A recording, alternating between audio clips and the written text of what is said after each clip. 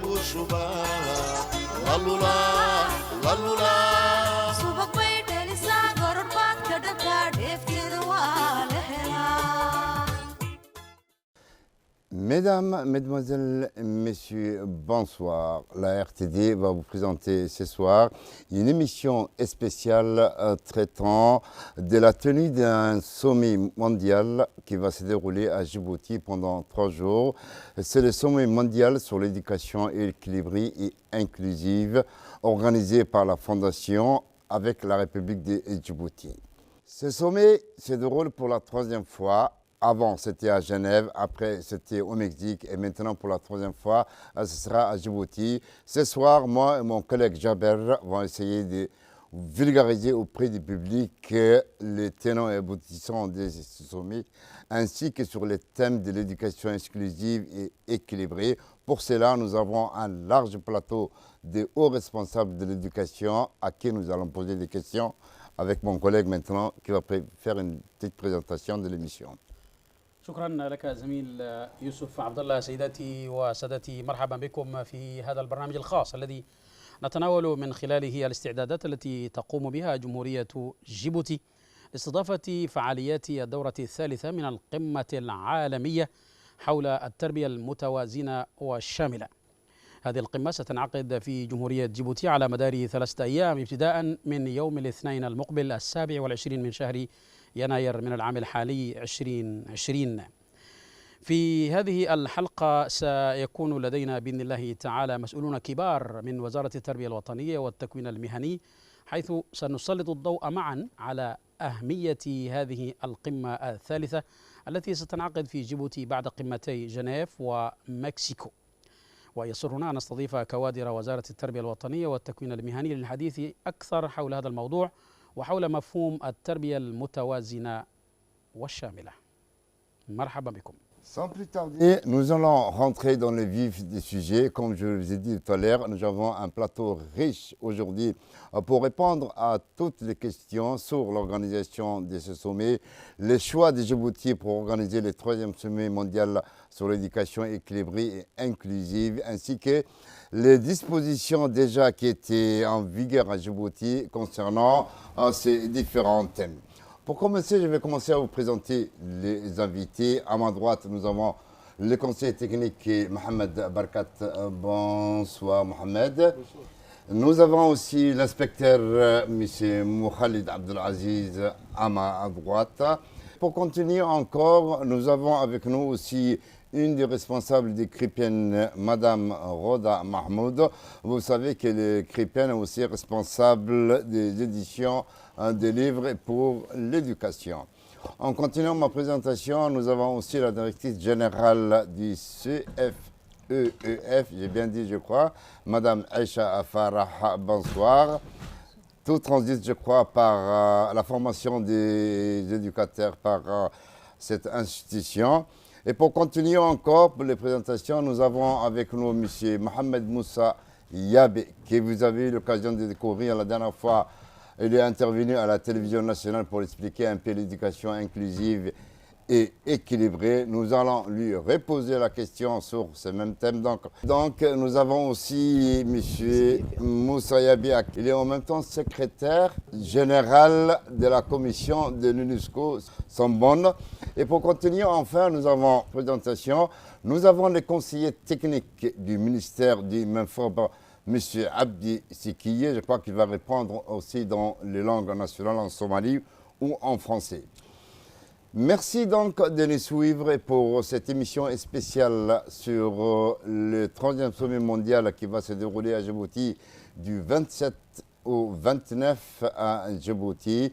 Un sommet avec lequel il y aura beaucoup d'invités. Pour cela, nous allons poser la première question à M. Mohamed Barkat, qui est conseiller technique. Au jour où on parle ce soir, M. Mohamed Barkat, le sommet n'est pas loin, reste quelques jours je crois. Qu'en est-il de la préparation, de l'organisation de ce sommet? Est-ce que tout est prêt pour accueillir ce 3e sommet mondial? De nous donner encore une fois l'occasion de parler de ce sommet, de cet important événement que notre pays va vivre dans quelques jours maintenant. Donc pour répondre à votre question, à 3 jours du sommet, je dirais nous sommes maintenant fin prêt pour l'organisation de ce troisième forum international dédié à, comme vous l'avez dit, dédié à l'éducation inclusive et équilibrée. Donc, vous savez, cela fait maintenant, nous au niveau du ministère de l'Éducation nationale, ça fait déjà quelques mois, ça fait 2 mois qu'on y travaille dessus. Et au niveau du comité national chargé de l'organisation qui a été récemment mis en place par le président de la République, ça fera quelques semaines qu'on travaille sur ce sommet. Nous sommes à 3 jours. Tout est fin prêt, comme je le disais. Nous sommes prêts. Inch'Allah, nous pensons que tout va se dérouler de la meilleure manière. Alors, le sommet mondial de l'éducation de Djibouti, je le disais, c'est un événement historique. Je dirais l'événement le plus important que notre pays aura organisé après le COMESA en 2006. Et bien entendu, sans oublier le sommet fondateur de l'IGAD que notre pays a organisé en 1985. Avec ces 2 sommets, là nous allons organiser l'un des événements les plus importants de l'histoire de notre pays. Pourquoi? Parce que nous allons abriter un sommet qui va regrouper des représentants de plus de 40 pays. 40 pays vont y participer. Plus de 300 participants, des chefs d'État, plus de 30 ministres, des experts du monde éducatif, des universitaires, des académiciens, des responsables, d'importants responsables de la société civile. Tous ces beaux mondes, sans oublier la presse internationale qui sera fortement présente également à ces sommets. Donc c'est tout ça, le sommet de Djibouti, le sommet éducatif de Djibouti, c'est tout ça. Donc tout cela nécessitait, comme vous l'imaginez, une grande organisation. Donc le pays a mis tous les moyens nécessaires. Le pays, bien entendu, mais également la fondation ERF qui co-organise avec nous cet événement. Nous avons mis tous les moyens nécessaires pour la réussite de ce sommet. Des moyens financiers, des moyens matériels, des moyens humains plutôt. Et là, voilà, pour répondre rapidement à votre question, nous sommes prêts. D'accord. Très bien. Il y a une question qui me trottine depuis qu'on a fait la préparation de cette émission. C'est pourquoi le choix de Djibouti. Mais je vais revenir à la question, mais je vais passer à M. Yabe toujours, parce que je crois qu'il avait un peu détaillé la dernière fois. Mais M. Yabe, je me tourne vers vous. Donc, est-ce que vous pouvez un peu revenir sur le concept de l'éducation équilibrée et inclusive? Merci, M. Youssouf. Pour répondre à votre question, je vais passer par la littérature. Je vais m'arrêter un instant sur un poème écrit par un auteur africain. Il s'appelle Guy Tyrolien. Cet auteur est un contemporain de Senghor. Ce poème a comme titre « Prière d'un petit enfant nègre ».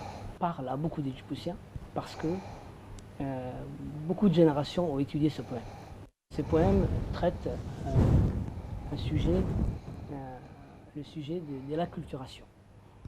C'est un enfant qui en a marre de l'école occidentale, qui refuse d'aller à l'école, alors qu'on lui impose cette école. Et pour interpréter quelques extraits, d'abord je vais vous lire quelques extraits de ce poème pour pouvoir après les interpréter. Le refrain de ce poème est celui-ci. Ce refrain revient très souvent dans le poème. Faites, je vous en prie, que je n'y aille plus. Cet enfant refuse d'aller à l'école occidentale. Et il dit par exemple, je veux suivre mon père dans les ravines fraîches. Il ne veut pas aller à l'école, il préfère l'école buissonnière. Et il dit que je veux aller pieds nus par les rouges sentiers. Il dit que il raconte qu'il faut qu'un petit nègre y aille et qu'il devienne pareil au monsieur de la ville, au monsieur comme il faut. Encore un extrait. dit que je ne veux pas devenir, comme ils disent, un monsieur de la ville, un monsieur comme il faut. Et enfin, pourquoi faut-il de plus apprendre dans les livres qui nous parlent des choses qui ne sont pas d'ici? Exprès, j'ai choisi ce poème parce que, justement, ce poème est en relation directe avec l'éducation équilibrée et inclusive. Je m'explique. Dans ce poème, l'enfant est triste. Il ne veut pas aller à cette école parce qu'il ne se retrouve pas. C'est une école qui a mis des barrières entre elle et la communauté. Cette école représente aussi l'acculturation.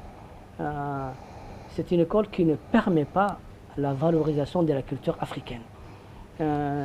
Encore, cet enfant, il ne veut pas aller à l'école parce que cette école ne lui parle pas. Cette école, il ne comprend pas l'intérêt de cette école. Maintenant, ce sentiment décrit dans ces poèmes, je pense que c'est un sentiment ressenti par des générations et des générations.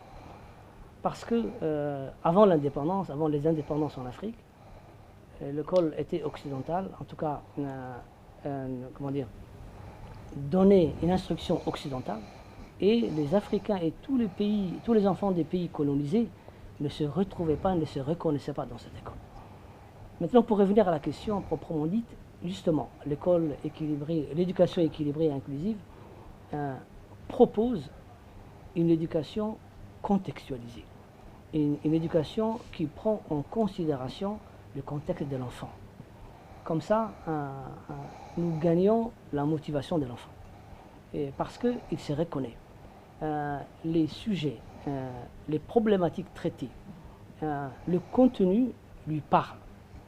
Et c'est en ce sens que nous devons équilibrer l'éducation.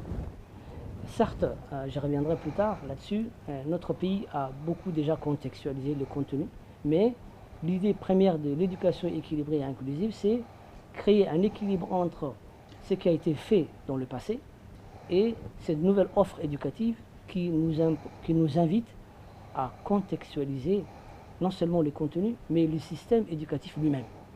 Deuxième élément par rapport à l'éducation équilibrée, je parlerai, qui découle de ce premier point, c'est ce qu'on appelle le savoir endogène. Depuis toujours, l'école a mis en évidence et en exergue les savoirs académiques, les sciences, la biologie, et tous les contenus nous viennent d'ailleurs, par des spécialistes très souvent étrangers. L'éducation équilibrée et inclusive propose à ce qu'on valorise les savoirs endogènes. C'est quoi le savoir endogène? C'est nos proverbes, c'est nos paroles sages, c'est notre savoir-faire. Parce que tant qu'on n'a pas valorisé ce que nous avons de grand, tant qu'on n'a pas valorisé ce que nous avons de spécifique, on ne saura pas où aller. Je vais vous raconter une anecdote. Récemment, je suis parti à Doralé acheter du lait de chamel et en lieu et place du grof, c'est un seau qui est utilisé. Et lorsque j'ai discuté avec la famille de la chamelle, ils m'ont expliqué que ce savoir-faire est en train de disparaître. Moi, je pense que l'éducation équilibrée et inclusive, pour nous, ça représente du pain béni parce que elle nous invite à valoriser et à sauvegarder notre savoir-faire, nos savoirs. Donc, c'est en ce sens aussi que l'éducation doit être équilibrée. Encore un point, je parlais de contextualisation. Très souvent, les gens résument la contextualisation en la contextualisation des contenus. Moi, je pense que l'éducation équilibrée et inclusive va plus loin. Elle nous invite à contextualiser le système éducatif lui-même. Il faut que le système éducatif prenne sa source dans le contexte. Encore un point, l'éducation équilibrée et inclusive s'oppose à la vision utilitariste de l'éducation. Je m'explique. Jusqu'à présent, nous avons éduqué nos enfants, on les a formés pour qu'ils aient un emploi.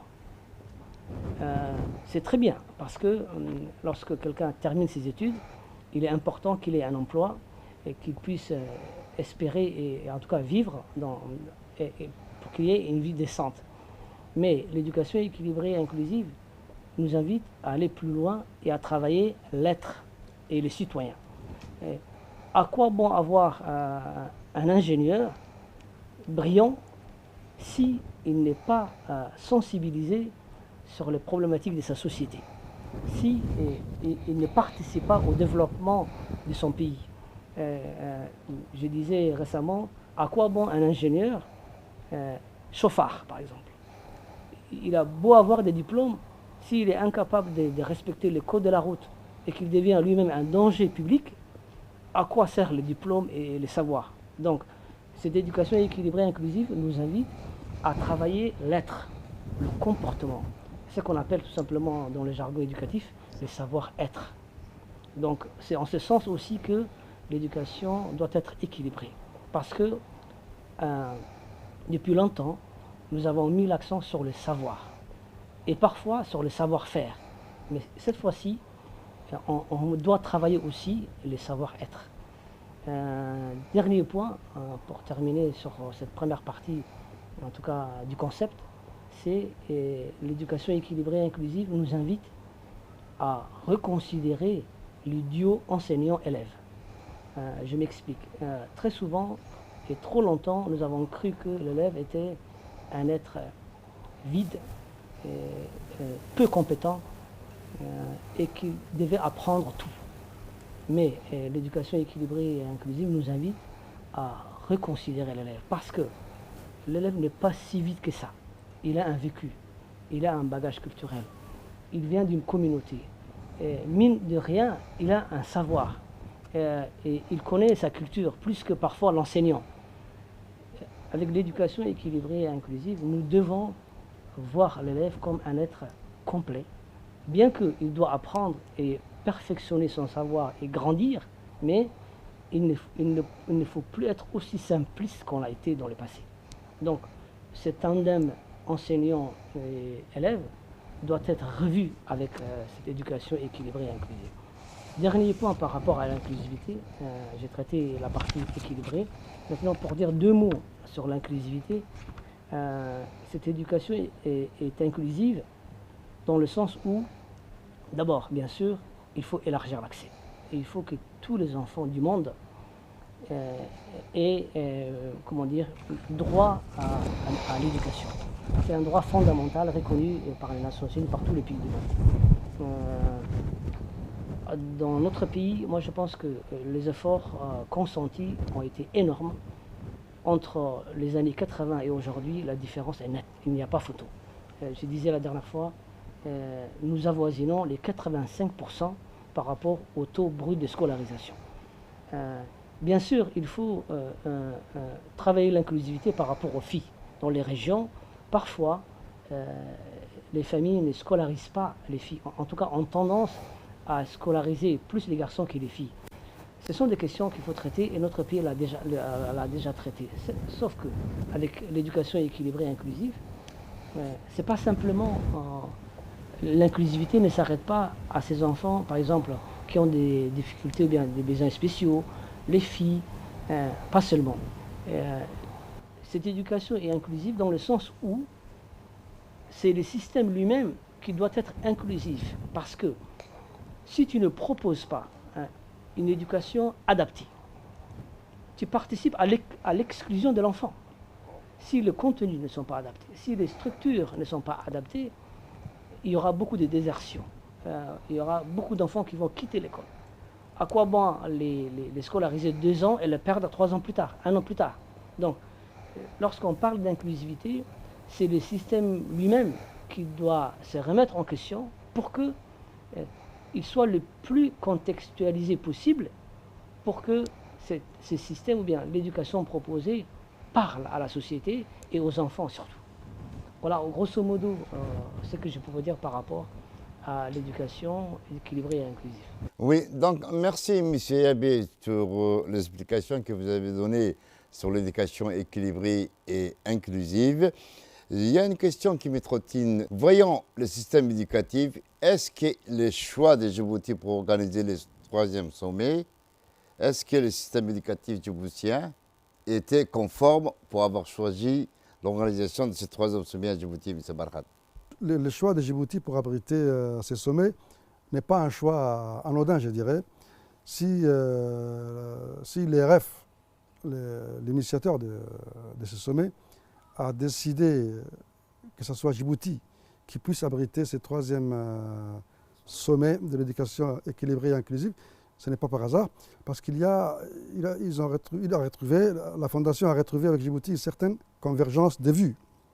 Donc, tout d'abord, il y a une convergence de vues sur ces projets, sur cette initiative, sur ces concepts, parce que dans ce pays, il y avait déjà un travail qui était fait sur ces niveaux, et notamment en termes de l'inclusivité. Vous savez, depuis les États généraux de 1999, notre pays a adopté son propre système, a adopté son propre système éducatif. C'est la naissance de l'école djiboutienne. Donc, à partir de cette date, le pays est engagé sur un vaste chantier de réformes. Des réformes, et grâce à ces réformes, les programmes ont été contextualisés. Et puis, il y a eu beaucoup des avancées significatives, comme Mohamed le disait tout à l'heure, en termes d'inclusivité. C'est-à-dire, je pense à la création des écoles partout sur le territoire national, même dans des coins les plus reculés du pays. Nous avons beaucoup encouragé et réussi la scolarisation des filles, parce qu'auparavant, les filles étaient un peu en marge du système. Nous avons travaillé pour garder les enfants à l'école, pour qu'il n'y ait pas les abandons. Donc, je parlerai également de l'éducation des enfants réfugiés. L'éducation des enfants réfugiés qui a intégré le système éducatif national. Ça aussi, c'est de l'inclusion.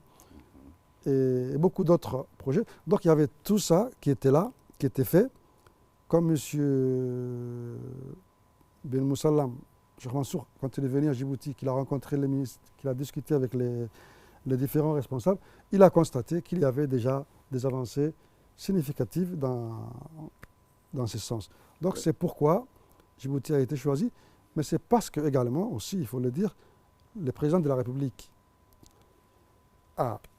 les a écoutés avec intérêt quand ils ont proposé, quand les ministres et le président de la Fondation ont proposé l'idée au président de la République. Le président a tout de suite dit oui, parce que lui aussi, toutes ces réformes que j'ai rappelées, c'est lui qui les a enclenchées en 1999, dès qu'il est arrivé au pouvoir. Donc il a dit, voilà, je me retrouve dans tous ces projets.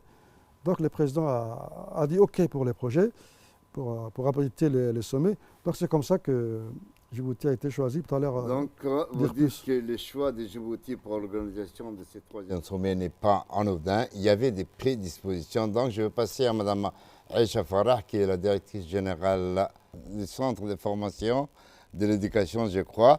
Donc, Mme Aïcha, qu'est-ce que vous pouvez nous dire sur le système éducatif djiboutien, je vais dire, concernant l'inclusion à Djibouti? Il y a eu des prédispositions, donc le choix de Djibouti pour l'organisation, ça a été un peu ça, mais qu'en est-il de l'inclusion au niveau du système éducatif djiboutien?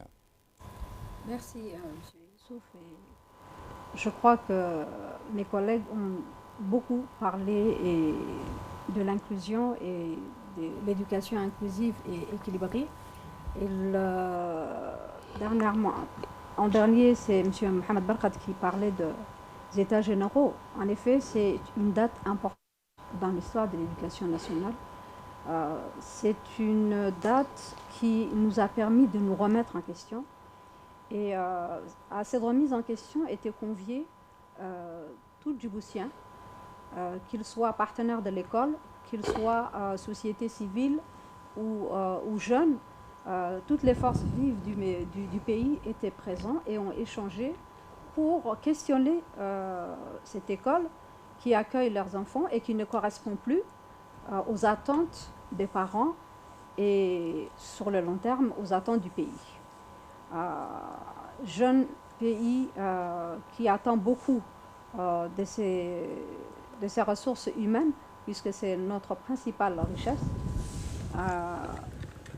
Cet exercice nous a permis de beaucoup travailler ensemble et de dégager des recommandations qui ont été ensuite traduites en texte de loi pour cadrer qui a droit à l'éducation. Tout à l'heure, M. Mohamed avait dit que depuis la loi d'orientation, et c'est un fait, tout Djiboutien a droit à l'éducation. Peu importe son appartenance ethnique, son sexe, tout Djiboutien a droit à l'éducation. Et cela s'est traduit aussi à une refonte de nos curricula qui ont été revus. Cela a conduit à Nous avons revisité aussi nos méthodes pédagogiques parce que là aussi, il était central de revoir ce qui se passait dans la classe, de revoir la formation des professionnels qui évoluent au sein du système éducatif, qu'ils soient enseignants, qu'ils soient directeurs d'école, qu'ils soient conseillers pédagogiques ou même inspecteurs. Et depuis, nous avons pas mal évolué. Le système a évolué et je peux dire aujourd'hui en bien, même si nous continuons à nous remettre en question pour répondre aux besoins du pays. Vous m'avez posé la question sur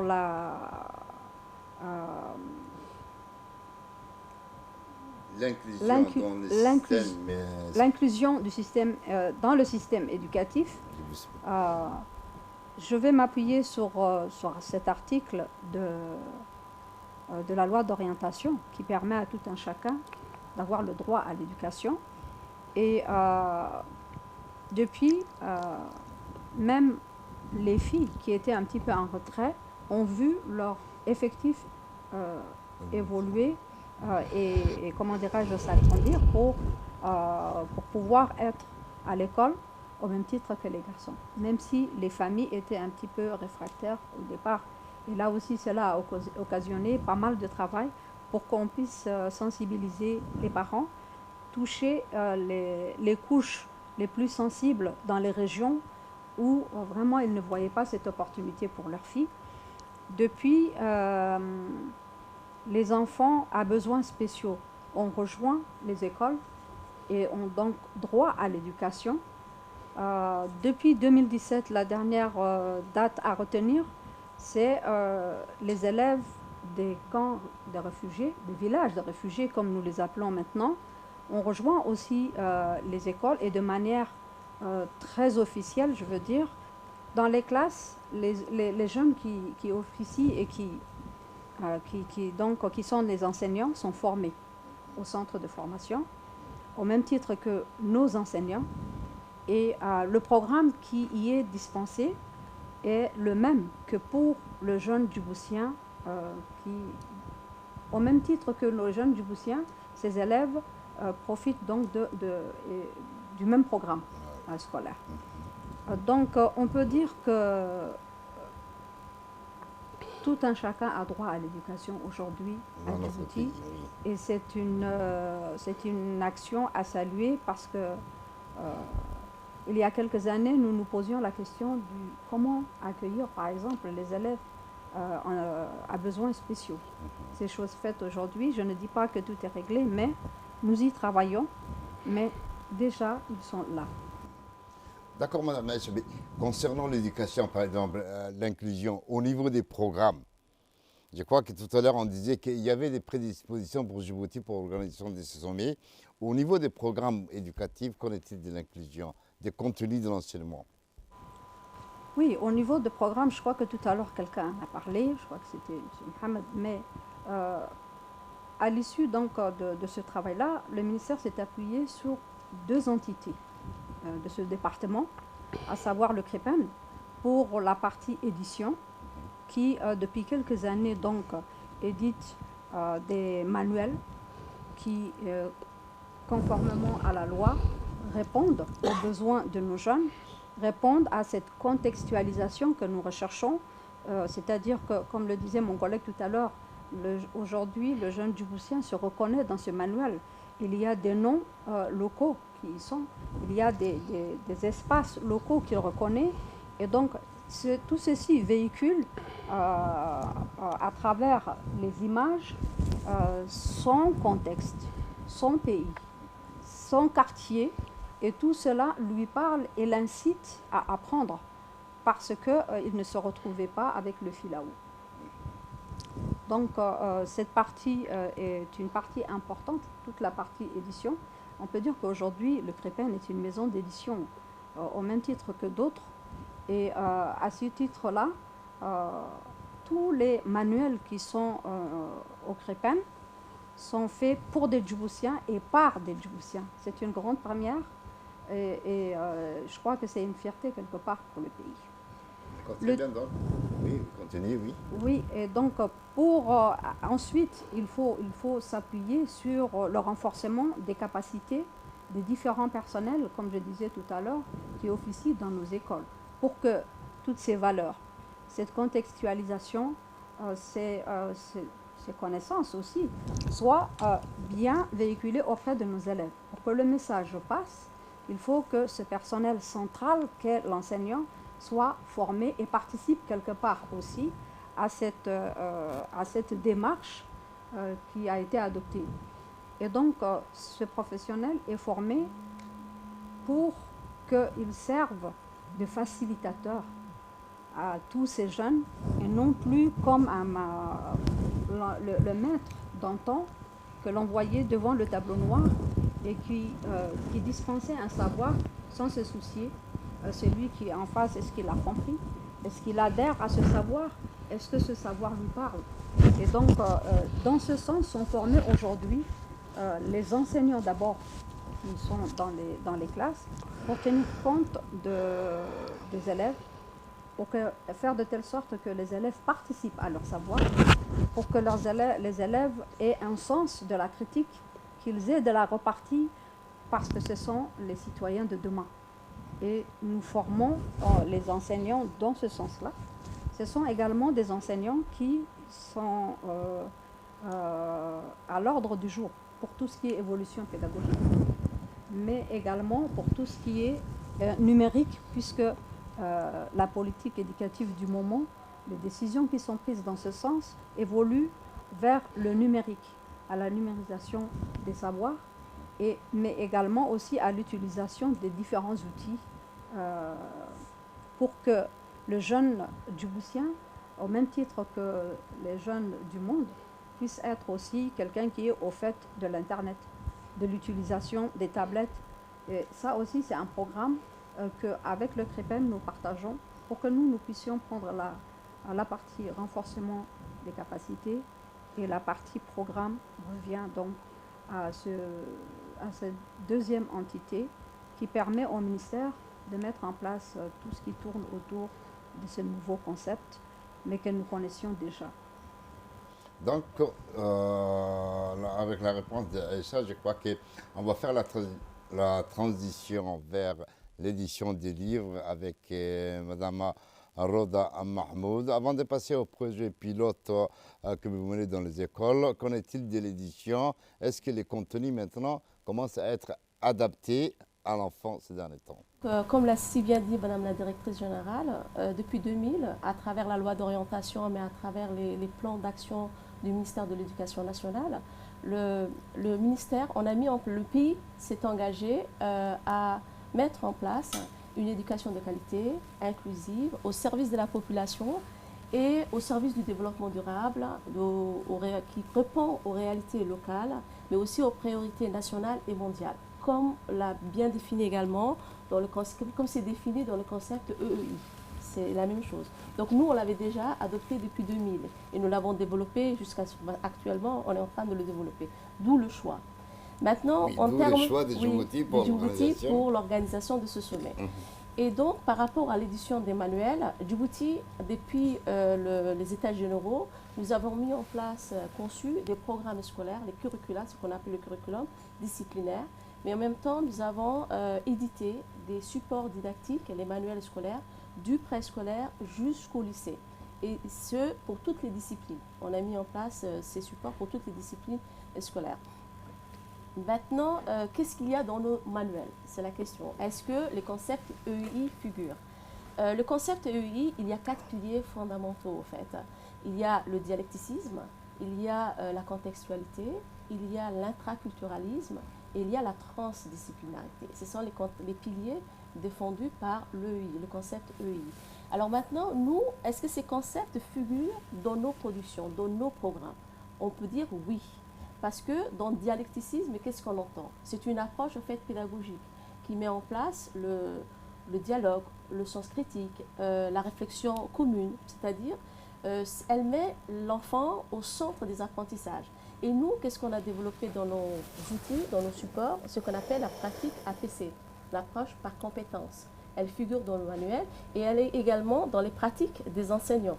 Donc ça, on l'a déjà fait. Donc le dialecticisme, c'est pas, le terme est peut-être nouveau pour nous, mais l'approche par compétence, l'approche pédagogique, nous l'avons déjà initiée depuis 2000 dans nos établissements, mais aussi dans nos supports pédagogiques. Maintenant, il y a le deuxième pilier, c'est la contextualité. La contextualité, c'est un pilier qui dit qu'il faut tenir compte du vécu, des réalités locales, nationales, etc. Et ça, nos manuels sont fortement contextualisés. Si vous regardez un peu les manuels que l'on a produits depuis 2000, ce sont des manuels fortement contextualisés. Et actuellement, ces manuels sont encore plus, ils sont en cours de révision, l'enseignement fondamental. Au niveau de l'enseignement fondamental, on est en train de réviser.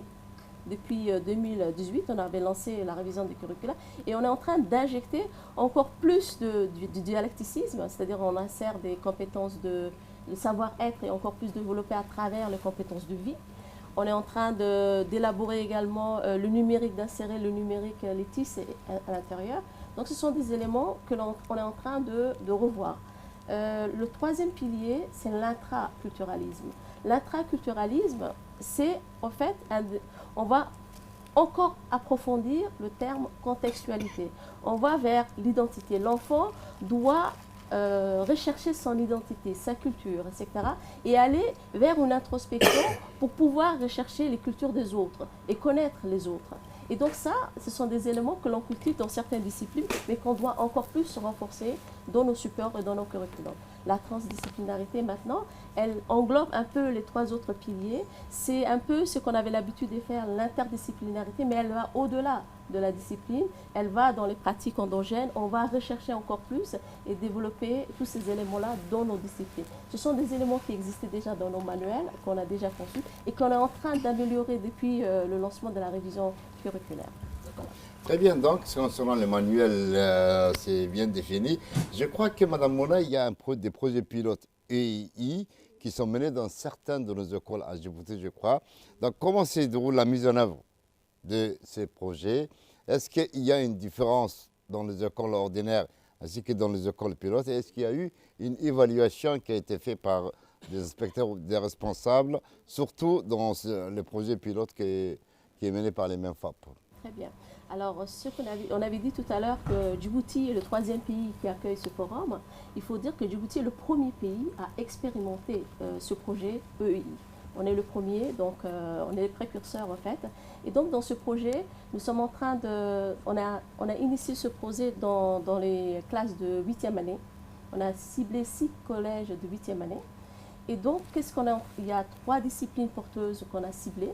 Il s'agit de SVT, d'histoire-géographie, 6 établissements et 47 enseignants, une cinquantaine on va dire, d'enseignants qui sont dessus. On collabore ensemble, parce qu'il ne faut pas que ce soit cloisonné. C'est ceux qui refusent la transdisciplinarité. Il faut qu'il y ait un travail en harmonie. Et ça, qu'est-ce qu'on prépare réellement on a déjà préparé les fiches pédagogiques. On s'inspire, on utilise nos propres produits. On a déjà nos productions qui sont dans les manuels. Qu'est-ce qu'on est en train d'améliorer et de renforcer ce qui manque en fait. Il y a déjà de l'existant dans nos manuels. On reprend la fiche et on va aller plus loin pour que les 4 piliers puissent figurer. Et donc, on est en train de travailler là-dessus. C'est expérimenté depuis le début d'année, en novembre, c'est ça. On est en train d'expérimenter encore. L'évaluation arrivera à partir de la fin de l'année. Mais on n'a pas encore évalué, mais c'est en bonne marche. D'accord. Très bien, donc je crois que, à part le troisième sommet, j'apprends une information, c'est le premier pays qui a lancé ce projet pilote. Et nous, de notre côté, à l'RD aussi, nous avons une large communauté à Djibouti qui parle plusieurs langues. S'il y a des questions de relance, on va revenir sur les questions de relance pour toutes les personnes qui sont intervenues. Maintenant, je vais laisser la parole à mon collègue Jaber qui va présenter et qui va nous poser les premières questions. شكرا الزميل يوسف عبد الله. سيداتي وسادتي، ما زلنا نتحدث معكم مع ضيوف وزارة التربية الوطنية والتكوين المهني حول قمة التربية المتوازنة والشاملة الثالثة من نوعها، والتي تستضيفها جيبوتي ابتداء من يوم الاثنين القادم بإذن الله. الآن نتحدث حول هذا الموضوع باللغة العربية. طبعا سيكون الحديث أيضا حول اللغتين الصومالية والعفرية فيما تبقى من وقت هذا البرنامج، لكن يسرنا أن يكون معنا أيضا في هذا البرنامج الخاص سيد مخالد عبد العزيز حسن، الأمين التنفيذي لمرصد جودة التعليم في وزارة التربية الوطنية والتكوين المهني. سيد خالد، بداية نود أن نسلط الضوء على التحضيرات التي تقوم بها وزارة التربية الوطنية لاستضافة هذه القمة، طبعا بالتعاون مع منظمة الإغاثة التعليمية. هل ترون بأن التحضيرات تجري على قدم وساق، وأن جيبوتي باتت جاهزة ومستعدة 100% لاستضافة هذه القمة الثالثة؟ ولماذا بالضبط تم اختيار جيبوتي لتكون حاضنة هذه القمة في دورتها الثالثة؟ فيما يخص التحضيرات، طبعا في هناك لجان تعمل على قدم وساق في كل ما يخص عملية التحضير واللوجستيكي. إذا إن شاء الله في الأيام وفي الأسبوع القادم سيكون هناك يعني رؤساء وزراء وكوادر، وكذلك أيضا خبراء سيأتون إلى جمهورية جيبوتي للحضور في هذه القمة المهمة جدا بالنسبة لجيبوتي. هذه القمة طبعا ستكون قمة عالمية كما ذكر الزملاء باللغتين، باللغة الفرنسية. حدثنا إذن عن يعني مفهوم التربية المتوازنة والشاملة. طيب اسمح لي أخي جابر أن أتكلم في هذا الموضوع بنظرة خاصة. نعم. وسأتطرق إلى الجانب الإخلاقي. نعم. والقيم فيما يخص هذا الموضوع بالذات. نحن كما نرى اليوم مثلا هذا المصطلح القديم الجديد. نعم. العالم يتكلم الآن عن التربية المتوازنة والشاملة. لماذا الآن بالذات؟ نستطيع أن نقول بأنه لو نظرنا بالنسبة للكون الذي نعيش فيه الآن حاليا، نجد أن الكرة الأرضية أصبحت يعني في حالة غضب. نعم. في حالة انفجار شيئا ما، وذلك بسبب بسيط، ألا وهو الاستغلال المفرط للبشر للموارد البشرية. نعم. فهناك لابد من إعادة النظر بالنسبة لهذا الأمر. فالاستغلال المفرط للموارد البشرية نتج عنها أشياء خطيرة جدا، منها التلوث البيئي، منها الاحتباس الحراري وما إلى ذلك. والسؤال المطروح حاليا يعني كيف نحافظ على بيئتنا، على وطننا، على قارتنا، إذا لم يكن هناك يعني مسؤولية، ولم يكن هناك يعني بالنسبة للمسؤولين أو أن يكون هناك شيئا من المسؤولية بالنسبة لهذه الأمور. نعم. هذا مهم جدا.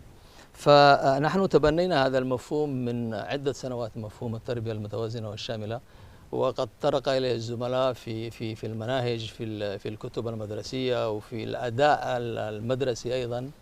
المشروع التربية المتوازنة موجودة لدينا من عدة سنوات. نعم.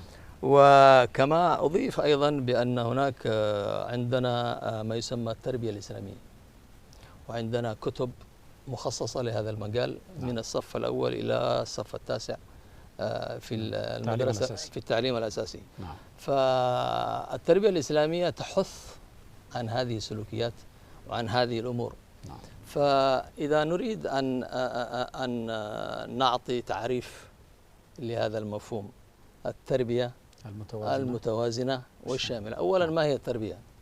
التربية هي تكوين شخص معين، تكوين جسديا وعقليا. وكذلك التربية ليست هي خاصة لوزارة التربية والتعليم، وهي تخص الجميع، تخص الأهل، تخص الأسر، تخص أيضا المجتمع بشكل عام. فإذا التربية المتوازنة، لماذا المتوازنة؟ المتوازنة لأجل أن يكون كل شيء متوازن في محله.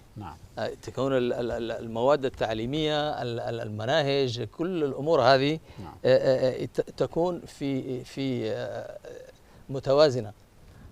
أعطيك أمثلة. مثلا عندما الله سبحانه وتعالى يعني مدح الرسول صلى الله عليه وسلم، قال له إنك لعلى خلق عظيم، لم يقل له إنك على علم عظيم. لماذا الخلق بدل من العلم؟ لأنه العلم قد يفيد وقد لا يفيد. والعلم قد يضر أيضا بالبيئة إذا سيء التصرف. استغلاله سيصبح مضرة على الأسرة وعلى المجتمع وعلى الكون ككل. فإذا الأخلاقيات والسلوكيات من أهم المواضيع في التربية، في ما يسمى التربية. فنحن إذا ننظر يعني في التعليم الأكاديمي، في عندنا 3 نوع من المعارف. عندنا المعارف اللي تسمى المعارف النظرية، والمعارف التطبيقية، وكذلك السلوك، ما يسمى السلوك والأخلاقيات. فالتركيز على السلوك والأخلاقيات هنا يوجد التوازن. يعني برأيي الخاص التوازن الحقيقي يوجد في هذا الإطار، في الجزء الثالث. لأنه إذا نتكلم عن النظريات أو المعارف النظرية، لأن يعني آلاف مليارات المعلومات موجودة في الإنترنت، وبالسهل يعني الوصول إليها. كذلك أيضا حتى المعارف التطبيقية كذلك أيضا. ولكن بالسلوكيات هذا الذي ينقص بيئتنا، وهذا الذي ينقص يعني في الجيل الذي نربيه، حتى يصبح مسؤول على نفسه وعلى بيئته وعلى قارته وعلى الكون ككل. فالأهمية لابد أن تتركز في هذا المجال. فإذا دور المدرسة في هذا المجال دور مهم جدا من ناحية التربية ومن ناحية التوازن. التوازن عندما مثلا نريد أن نعلم طالبا ما، الطالب بشخصيته يعني معقد جدا فكريا عقليا، يعني عنده يعني أمة كاملة. عندما يكون المدرس لديه 50 طالب، فالتعامل مع هذه المجموعة بالصورة المتوازنة شيء صعب جدا. ولكن رغم هذا يعني المدرسين يعني عندهم إلمام في هذا المجال، والتكوين الذي تحصلوا عليه، هم يعني يعملوا جهد كبير حتى يكون التعليم متوازن في الفصل، حتى لا يكون هناك يعني فرق ما بين القوي والضعيف والمتوسط، وأن يكون عملية التدريس عملية يعني متساوية مع الجميع. فهنا تأتي أيضا كلمة التوازن. فإذا وكذلك أيضا بالنسبة للآباء والأسر، فماذا يفيد؟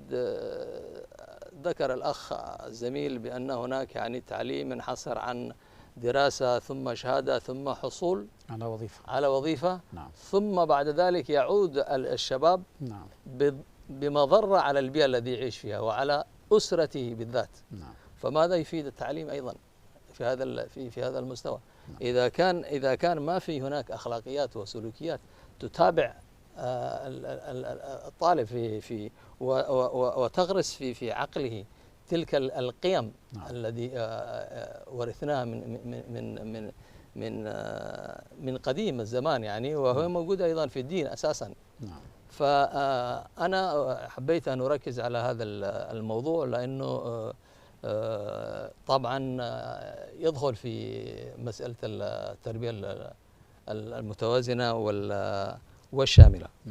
فهذا هو ما أردت أن يعني أن ألقي الضوء عليه. طيب الأستاذ خالد، نعم. خالد، حتى نستطيع أن نحقق هذا النوع من التربية اللي قلنا هو التربية المتوازنة والشاملة. نعم.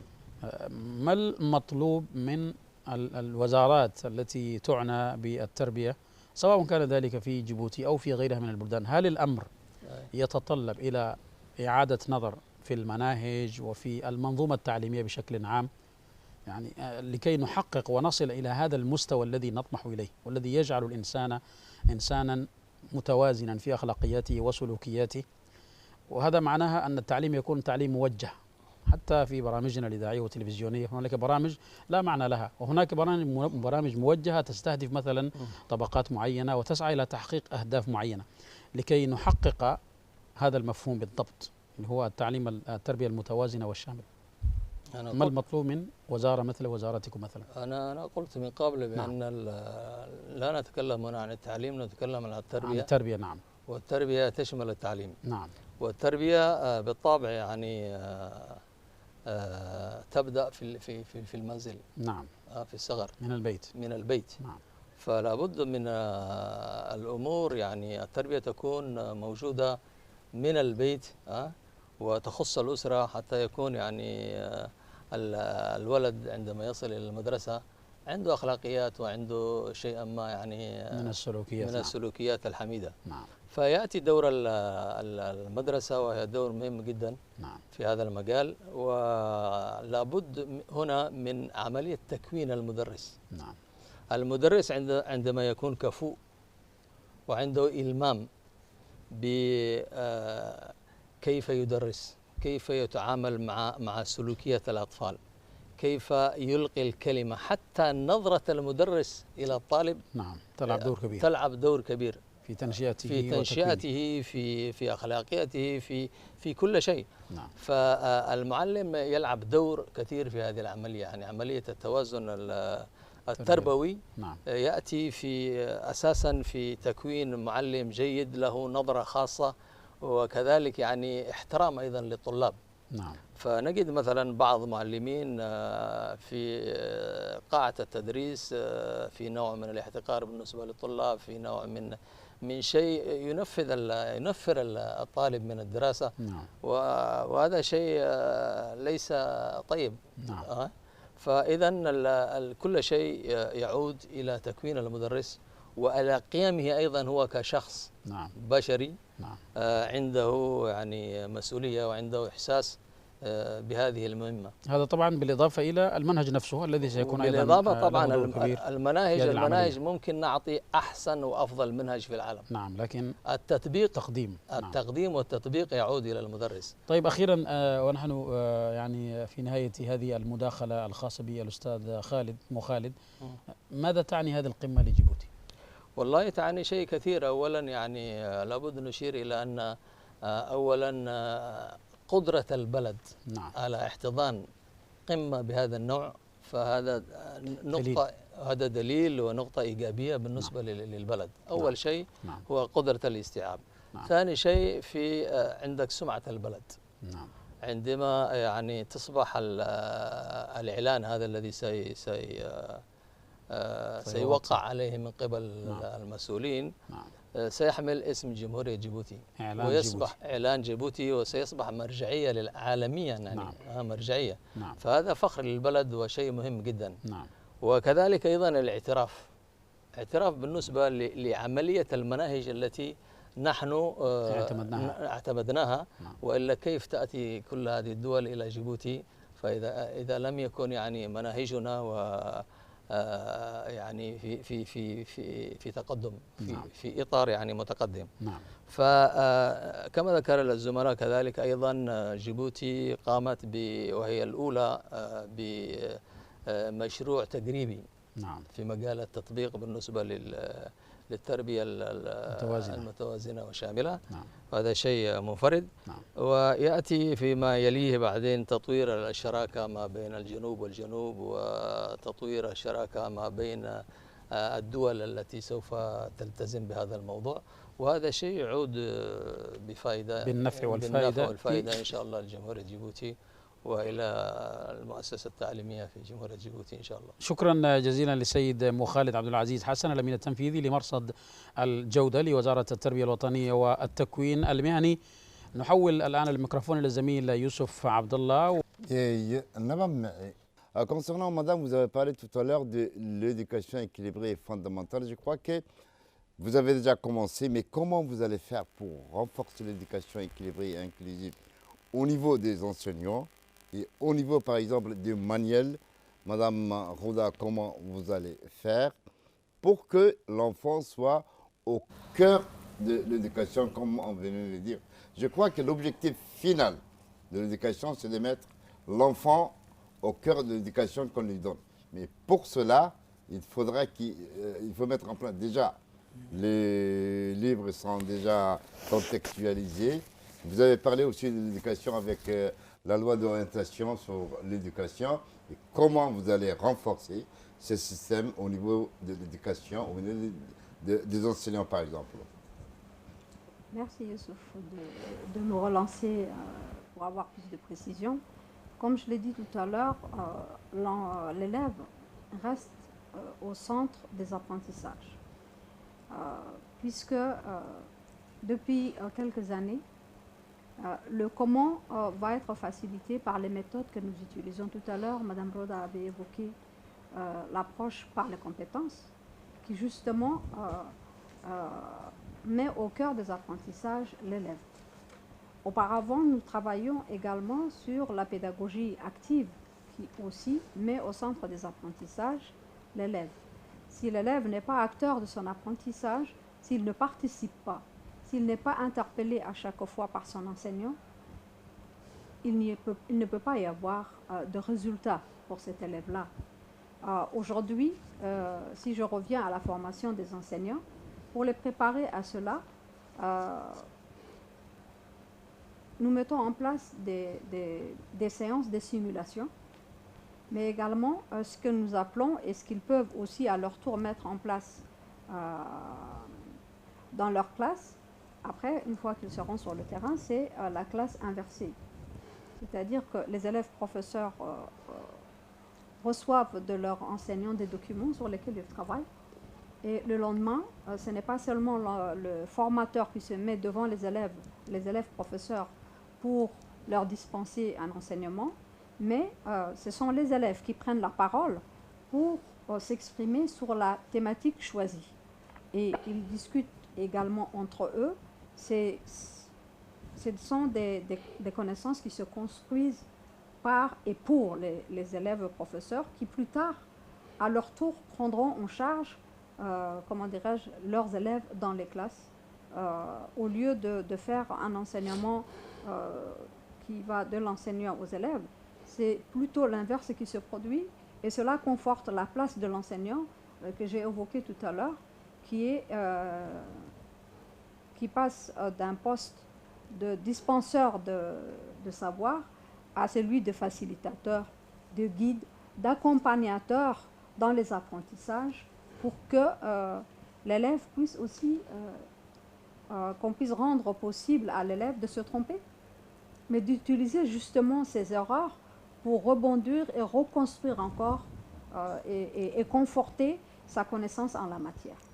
Donc nous avons plusieurs, nous créons beaucoup d'opportunités au sein de nos salles de formation pour que les enseignants aujourd'hui puissent changer de comportement dans les classes, puissent changer radicalement d'approche par rapport à l'enseignement, mais aussi à l'éducation. Parce qu'ils doivent veiller aussi à ce que l'élève apprenne, bien sûr, mais aussi pour qu'il puisse aussi construire le citoyen de demain dans les comportements, la manière d'être, le respect de l'autre. Ça, c'est ce que le ministère de l'Éducation nationale travaille en ce moment. C'est l'éducation civique, morale et islamique.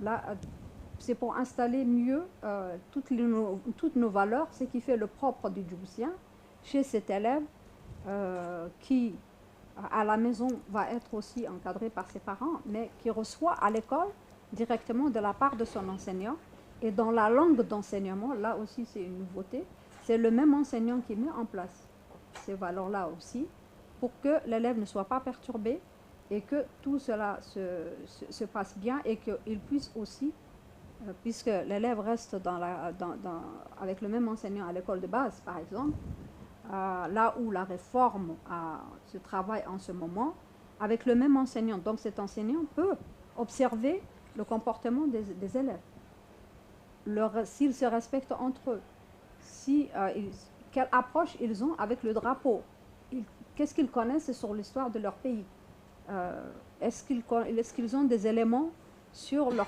propre culture, et surtout, est-ce qu'ils respectent les grandes personnes, les aînés. Ce sont donc, c'est un tout que nous travaillons, et comme je le disais tout à l'heure, nous utilisons tous les moyens, qu'ils soient numériques. Nous essayons d'être au fait pour que le citoyen que nous préparons pour demain soit vraiment un citoyen qui n'ait pas de surprise dans les nouvelles ères du numérique aussi, qui est l'époque que nous vivons. Madame Rosa, comment vous allez renforcer ce système? C'est vrai que Madame Aïcha vient de compléter un tout petit peu, mais moi je voudrais un peu revenir. On avait dit tout à l'heure que le ministère de l'Éducation nationale avait produit, à travers le CREPEN, avait produit des manuels de la première année, du préscolaire jusqu'au secondaire, jusqu'à la terminale.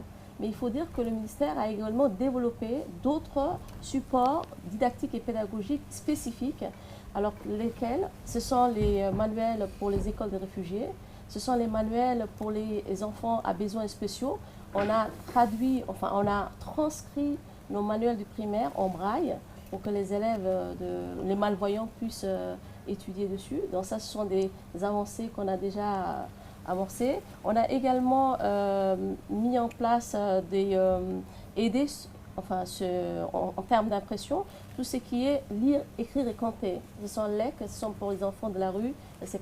Ce sont des manuels spécifiques que l'on a développés, et ça dans le cadre de l'inclusion. Alors par rapport maintenant, comment le ministère compte par exemple inclure l'EI, c'est ça? Comment développer ces piliers-là à travers nos supports? Il faut dire que d'abord il y a eu une première phase. La première phase, après 2000, on a développé tous les supports didactiques. Maintenant, en 2017, un diagnostic a été réalisé.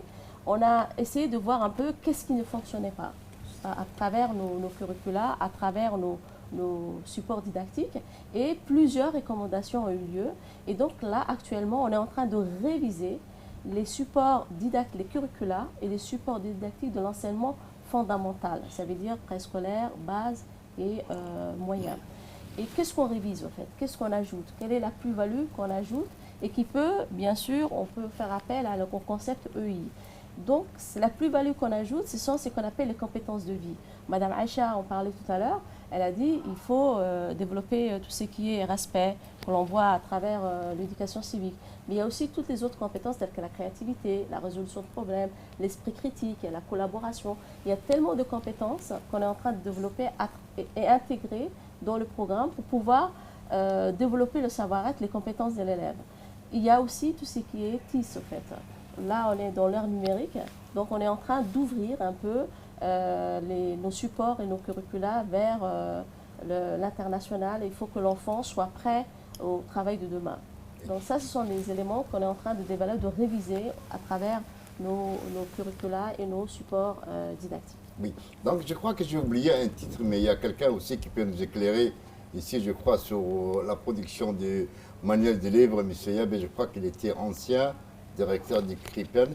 Si vous voulez ajouter quelque chose concernant la production des manuels, parce que j'avais complètement oublié ce titre-là, donc sur la production des livres, dont vous avez été un directeur principal, je crois, en tant que DG du CREPEN.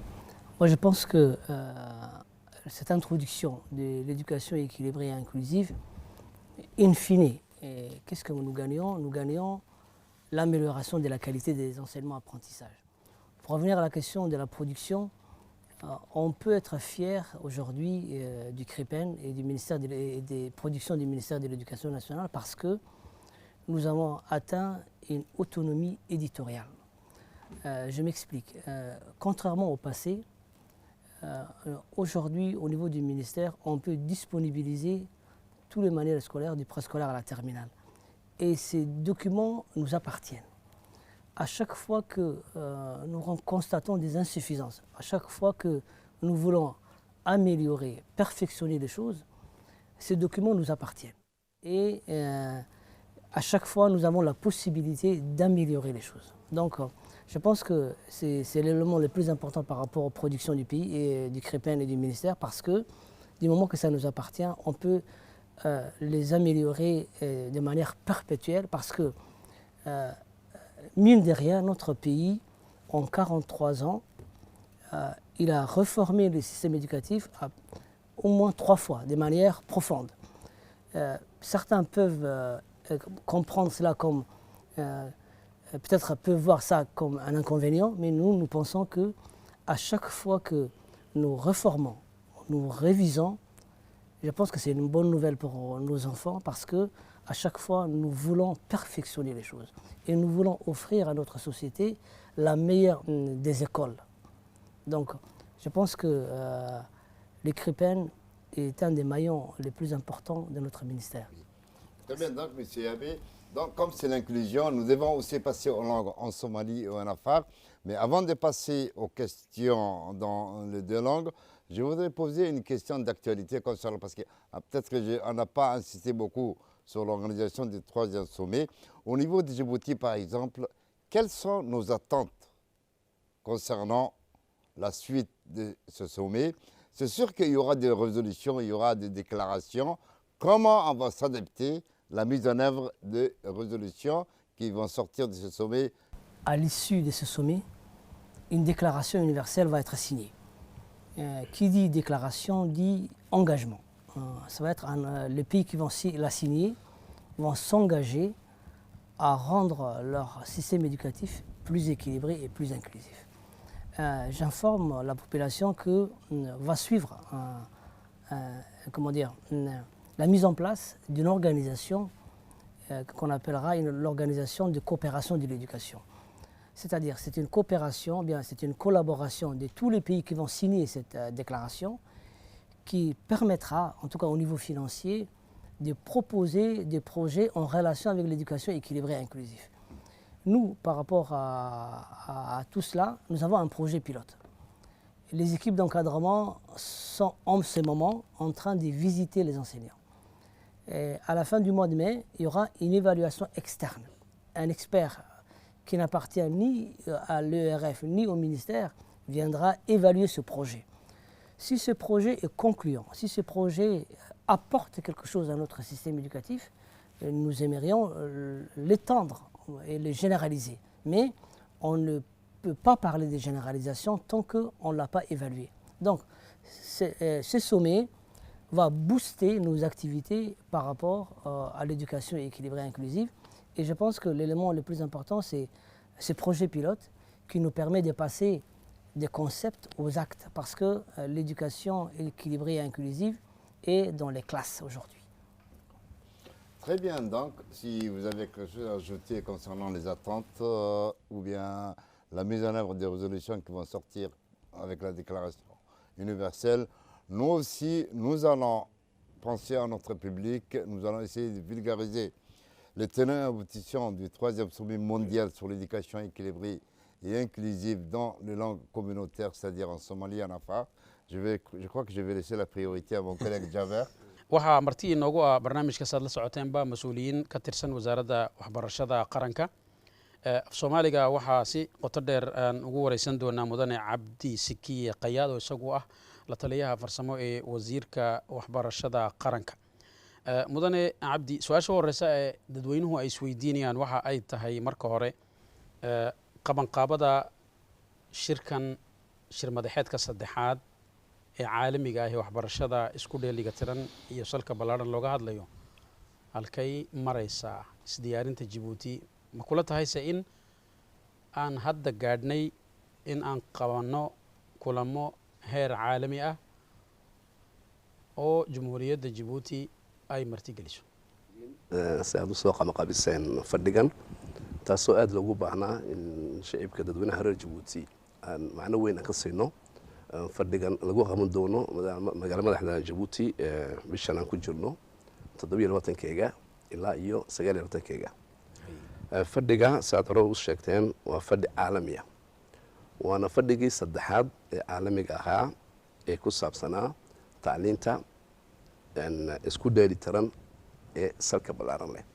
laba maro hore waxaa lagu soo qabtay wadano kale magaalooyin kale. tii horeysa waxay ahayd wadanka Geneva, tii labaadna Mexico ahayd, tii saddexaadna waa Jabuuti. marka hore waxaan jeclaa inaan isdul taagno isdiyaarintii haddaan ka waranno qabanqaabada shirkani wax maanta bilaabay maaha, ilaa muddo dhowr bilood ayaan kusoo jirnay, kumana koobna wasaaraddeeda tacliinta keliyata. wasaarado badan ayaa ku jira. guddiga uu madaxweynuhu u xil saaray in ay soo diyaariyaan shirkan weyn ee qiimaha weyn ku fadhiya. marka waxaa nagala qayb galaya wasaaradooyin badan baa nagu jira guddida qabanqaabistaas oo ilaa dhowr bal soo shaqaynaysay. maanta aan kula hadlaynana waxaaba ka hadhay 3 ishaan ka hadhay shirkii. dhan walba waan iska diyaarana oran karnaa, dhankii qalabayntii, dhankii kale ee muxuu ahaa wixii aan alaab iyo qalab u baahnayn iyo meesha lagu qabanayay dadkii aan la kulmaynay wixii oo dhan qabanqaabada meel fiican ayaa noo mareysaa, maadaama uu yahay shir weyn oo caalami ah oo mararka dhowr jeer oo lagu qabtay Jabuuti kan oo kale uma badna. markaas waa sumcaddayni waddanka ayaa maanta aan meel weyn mareysa in aan dee gunta dhexda iska dhigno oo meesha ugu fiican ama se ugu fiican shirkan u dhici lahaa inaan ku samayno weeyaan. loomana ka hadlaysaan ku sheegay wasaaradaha oo dhan nin walba dhan buu ka soo galayaa qabanqaabadaasi oo diyaara oo ku dhici doonta meeshan hoteelka Kambeski. waxaana shirkaha guddoomin doona madaxweynaha jamhuuriyadda Jabuuti. madaxweynayaal kaloo badan baa ka soo qayb geli doona. ugu yaraan 40 wadan ayaa qorshaysan inay shirkaha ka soo qayb galaan. waxaana iskugu jiraan dad madaxweynayaala, premier minister, wasaarado kale, dad yani jaamiciyiina, dad mutakhasis ku ah tacliinta. waa loo dhan yahay, adduunyadoo dhan baa laga imanayaa. tiraba 140 wadan ay ku sheegayo ayaa ka qayb galaysa. marka waa shir caalamiya oo qabanqaabadiisu inta shirku eeg yahay qiimihiisa ayaanu kuna isku diyaarin insha Allah. waa tahay marka laga hadlo kulankaasi waxaa tiri Jabuuti waa wadankii saddexaad ee martigeliya. Geneva iyo Mexico baa ka sii horeeyay oo lagu qabtay.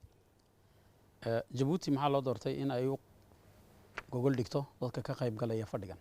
waa su'aal wanaagsan Jaabiru. dadkan shirkan qabanaya waa hay'ad foundation erado ARF iyo magacoodu ay tahay dooqa ay u doorteen Jabuuti kolley wadano badan oo naga itaal weyn, wadano badan oo naga dhaqaale fiican, wadano badan oo naga yani karti badan way jiraan. waxa iyaku ay soo indheeyeen. waxaana ka mid ah haddaan dib ugu noqon horta inaan sar weydiino taariikhdii tacliinteenu ay soo martay maanta muddo laga joogo 20 sano. 20 sano ka hor madaxweynaha jamhuuriyadda Jabuuti mudane Ismaaciil Mageele markuu talada qabtay shaqadii ugu weyneed uu qabtay maxaa ka mid ahayd inaan la isdul taago waxbarashada. l'école en question maxaa iskool ma baran jirnay halkeen ku socnaa wali isma weydiin. wuxuu hadduu yani hadaf lahayn amba yabool u lahayn amba aragti dheer u lahayn dee kolba gidaar ba soo doqaynaysa soo ma. marka waa la isdul taagay siday inamadan walaalahay ka soo hadleen gabdhaha ka soo hadleen dib baa la isku weydiiyey halkii aan ku socono. siyaasad cad ayaa la jeexay oo tacliinta loo jeexay.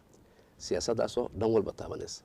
maxaa ugu weyn oo waxaa siyaasadda intaa leeg la iskugu keenay ay ka soo qayb galeen dhammaan bulshada oo u kala xidhin macallimiin noqotaa, arday noqotaa, waalida noqotaa, nooc walba ka soo qayb galay.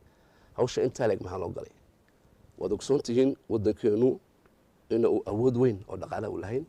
waad ogsoon tihiin waddankeenu inuu beere lahayn, inuu petrol iyo saans kale lahayn. kabitaalka u weyn amba awoodda quraata ay ku faaneen ee leenaha waa maxay? waa bini'aadanka. hantida quraata u haysto waddankeenu waa bini'aadan. marka xooggii inaan wala dul dhigno bini'aadankan berito la soo baxaya ilmahan aan gacanta ku hayno waa beertii maanta aan beri lahayn ee beri mudhaheega goosan lahayn soo ma. ilma cankeeya ayuu ilmaha noqon doonaa. waa su-aashii hore sida weydiiyey. waxaan horta fiican in la kala ogaado waxbarasho iyo tarbiyad maxay kala yihiin. wasaaraddeena waxaa lagu magacaabaa wasaaradda tarbiyadda waddanka. wasaaradda waxbarashada ma waxbarashada way ku jirtaa. waxbarashada qayb bay ka mid tahay tarbiyadda. tarbiyaddu laakiin way ka salbarantahay siduu Mukhaali soo sheegay oo kale. tarbiyaddu dhan walba ayay taabanaysaa. qof aan tarbiyaddiisii aan dhisin siduu Maxamed sheegayay waxaa doonta cilmi ku shub hadduu ay buuxin qofkaasi tarbiyad buuxda u lahayn waa Isagoo isagoo dib dambe wax u burburinaya sidaa daraaddeed iyaa dee aragtidii madaxweynaha ay garatay in iskool reer Djibouti iskoolka reer Djibouti waa run su'aashaan leeyahay laakiin ilmaha reer Djibouti iskama dhex akhrisan kareen waxaan u dhiganayo waxaan la barayo waxyaabo lagu shubi jiray oo dibadna uga yimid ahayeen maxaa laga bedelay iskoolkii kow barnaamijkii ilmaha loo dhigayay awal ee dibadda nooga imanayay gabigiisii waa la bedelay oo hore loo soo sheegay waa la contextualize ku tasmaacantay wax wadan am wala aan wadaniniisi wax wadankiisa ku saabsan oo ilmihii garanayo uu sameeyay Soomaa donc markii qoladani fondation ku sheegayo ay aragtay Djibouti nidaamkii siyaasadii u taalay waxay ka dhaxarkeen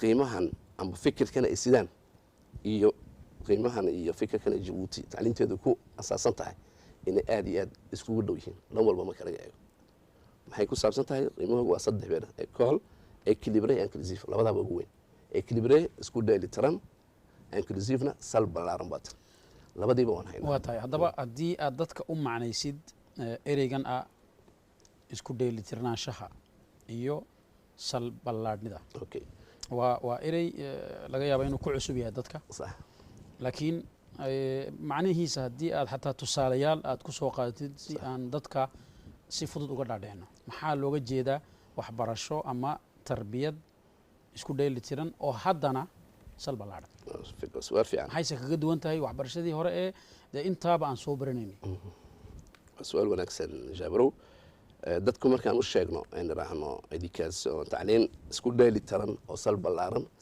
marka hore tacliintiisu ma ilaan garanaysay mise oo isku dheeli tiran bana la yaraada Soomaa marka waa inaan aad u fahansiino bulshada reer Djibouti isku dheeli tiran laba dhan baan ka eegaynaa maxaa looga jeedaa ama maxay tahay falsafada ka dambaysa erigan isku dheeli tirto waxaan ilmihii baan soo qaadanayna keligii ilmahani wuxuu ka kooban yahay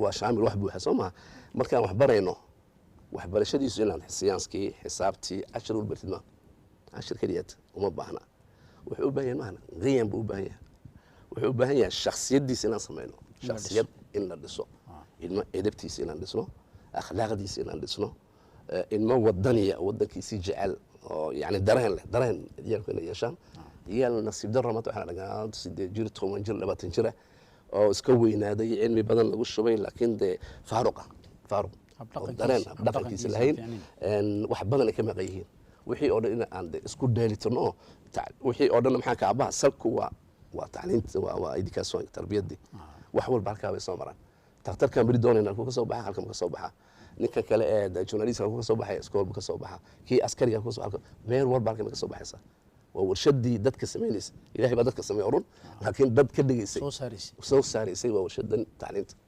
warshadii man quwadda saarayna dhankii tarbiyadda education oo isku dheelitan marka waa taawata isagoo loo barayo amba lagu shubayana dhaqanadiisii kale uu lahaayee ilmahan cida kama soo bixin sidoo maxamed sheegay waa ilmo bulsho ka soo dhex baxay marka tacliintan isku dheelitan saan soo sheegay horta waa isku dheelitan ilmahan bay'ad buu ka soo baxay bari wadan buu ku dhashay wadan buu ka dhashay wadan baa sugaya marka muxuu qiyamkii wadanka lahaa iyo isagoo inuu iska dhex arko wadanimadiisa wadan ilma ah oo dhan walba haysto Soomaa tu kalena way jirtaa in hadda ilmo isku xiran oo wadankiisa ku xiran ma equilibrate kama dhigna adduunyada maanta isku wala furan tahay adduunyadu heejad bay noqon Soomaa waa ilmo u furan hadda wixii dibad kaga iman awal waxaan reexay tacliinteena dibadda laga imanaysa oo iska joojinaa tu Djibouti marka wala dhigana taana looma baahno ilmahan ilmo meel ku xiran inuu noqdo ma waa ilmo adduunyada u furan noqdo ha tiina adoo wax ka qaadanaya intii wixii wanaaga قال واحد ما لما ياخذ ديمود بيره نول بنت في عن كقاض تنا انت ودي في عن كقاضو تهادي انت في عن كل نصو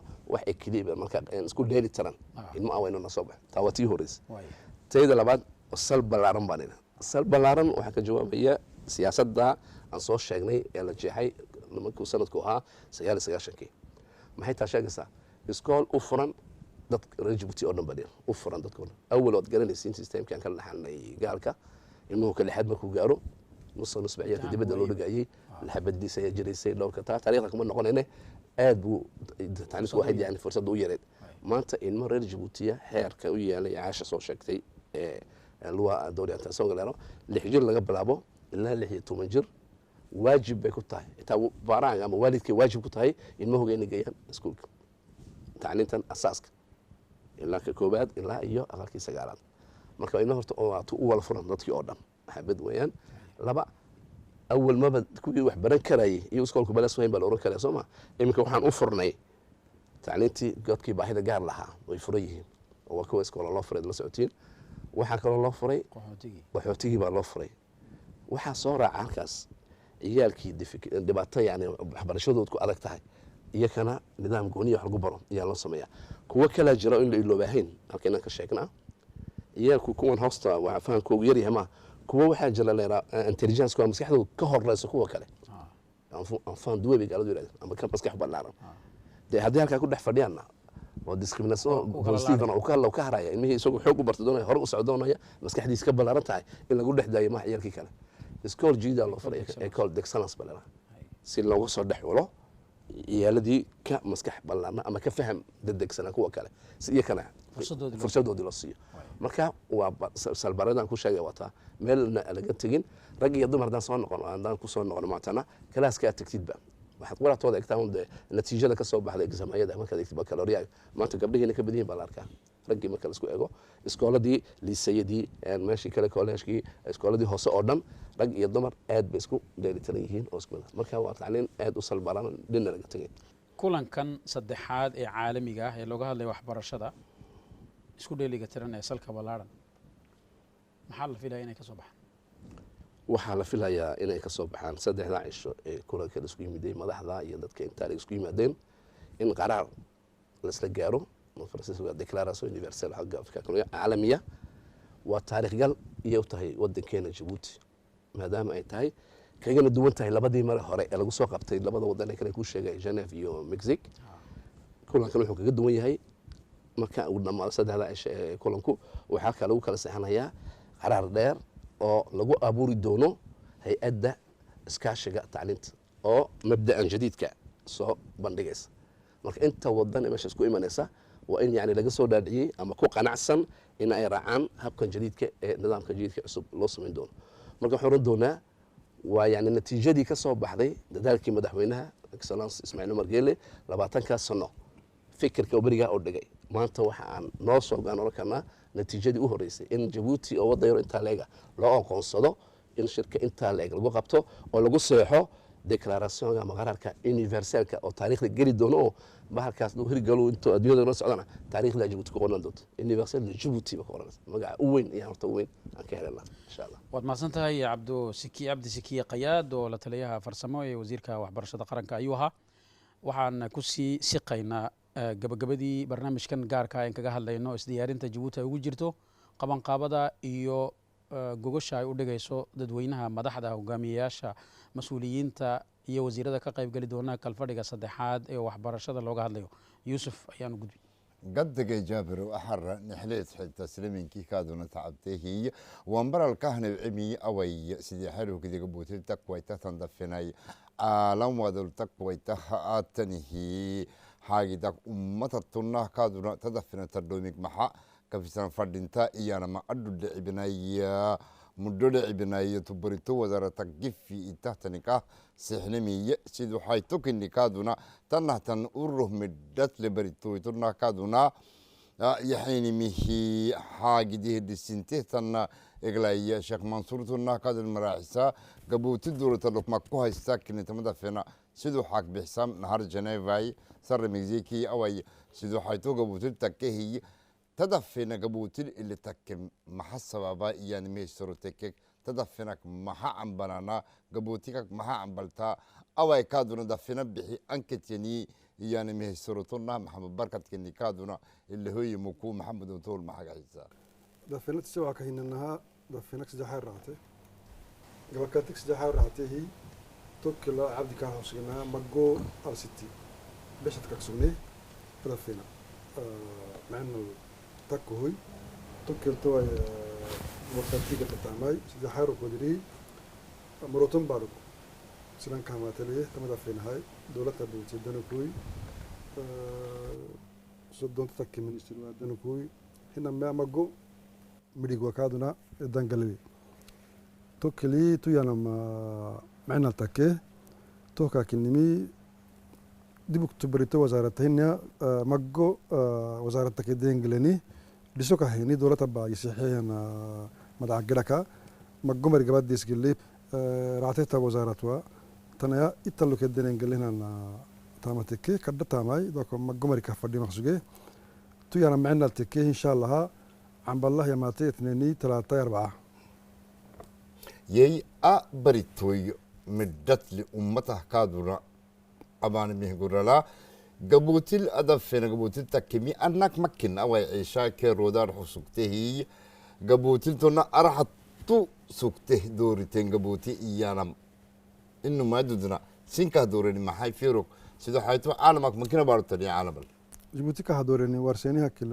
يا أبي مري وريش حسويه تو كاكل نميا بروجراما أصبت مبلوي واي تقول لي قبل نيجي بوتد سكته أتا ما قرأ سكتي عرمتو كاك سكته عرمتو كاك دماغ سكته ملعو كدر التاجن هو كدر سجلت طبعا كيس سجالة كدر قرأ سكتي تاميا أوصل لونه يعني أنتم بلوكي قبوتيل تقول لي قرأ سكتي نوجه وعدي يتلقى دايوليني هي تو قرأ دورين قبوتيل هانا ما دافينا يي بريتوك أورو بريسون ويتراه تاني مكادونا أدكك فك هينيكي رسول تاني مهدابلوك وهن أدى أبلوك عادتك دينك سكته تاني بريتو أنك أفك بحيهنه وربسين كحت محرسانه كنا دلتولة لنا أرجو كنا تبريتو حتى بريتو هي مكلا فلو انكلوزيفيتي يعني إكليبري يعني كي كتر مهت حتى محمدو كنها كهين إنها هاي سكته بدماغ ستمي كلا أسبام هنا فكرتها معصبة فكرة راجع فكرتها لكن ويا عالم حدلو سلمي تلقيه هايته راحت مدعك هانا تهاكو دير تنل تاميتناي إيانا ما عصبة ماي توتي صحيح اللي هلون و ديكلاراسيونو كودري عصبة قرال تاميتلون توي سابتها بروغراما بدلون بوكات تحلسلون دو اختمنا لا فكونلون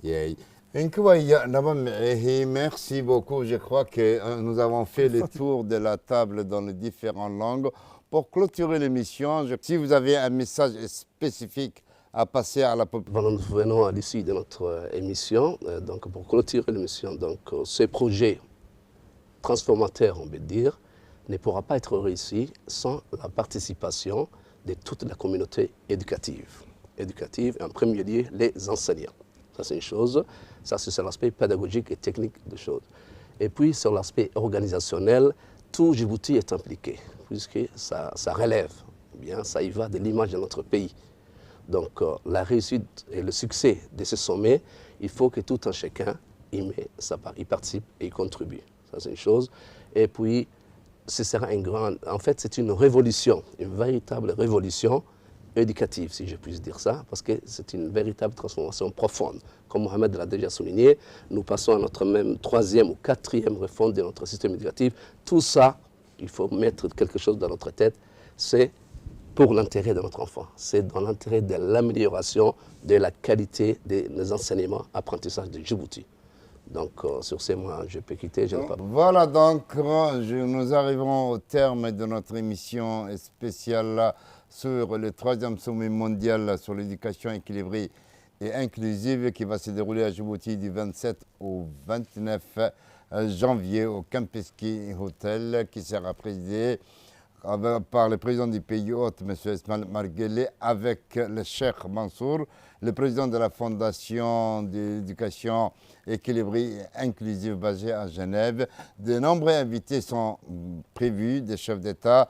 Tout Djibouti, comme le disait Abdi maintenant, doit se sentir concerné pour arriver à améliorer l'éducation des enfants, c'est-à-dire l'avenir de Djibouti, c'est les enfants, mettre l'enfant au centre de l'apprentissage et de l'éducation.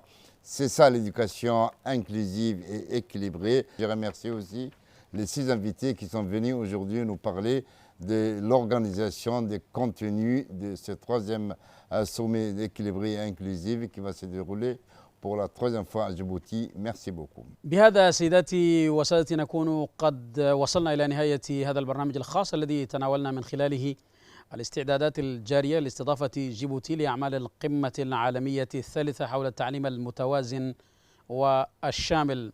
في الختام نتقدم بجزيل الشكر ووافر الامتنان لكوادر وزارة التربية الوطنية والتكوين المهني الذين شرفونا بحضورهم في هذا البرنامج. هذا الملتقى وهذه القمة ستنعقد في جيبوتي ابتداء من يوم الاثنين المقبل، وتمتد أشغالها ل3 أيام. طبعا سيرعاها فخامة رئيس الجمهورية مع رئيس مؤسسة الإغاثة التعليمية الشيخ منصور. وحتى نلتقي في مناسبات مقبلة، ومحمد جابر إيو يوسف عبد الله وإذن الله سيداسيو نبت قليو.